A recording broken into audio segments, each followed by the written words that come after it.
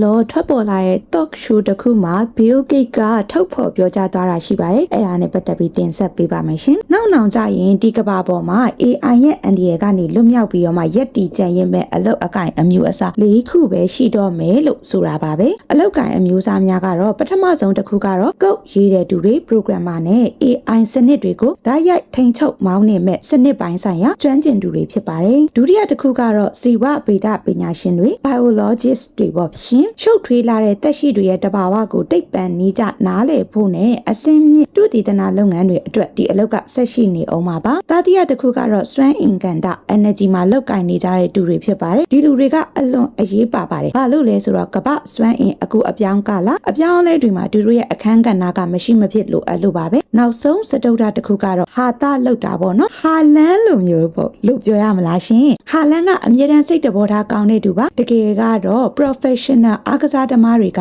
ကမ္ဘာပေါ်မှာနောက်ဆုံးအထိကြံရစ်မဲ့အလုပ်ဖြစ်ပါတယ်။ဖြည့်ဆွက်ပြီးတော့မှပြောရမယ်ဆိုရင်တော့အားကစားဆိုတာကို AI ကအစားထိုးလို့မရပါဘူး။ဘာဖြစ်လို့လဲဆိုတော့ဒါဟာလူသားတွေရဲ့အပန်းဖြေမှုဖြော်ဖြေမှုနဲ့စိတ်သက်ခွန်အားဖြစ်စေတဲ့အရာမို့လို့ပါ။နောက်ဗီဒီယိုမှာပြန်တွေ့ကြမယ်နော်။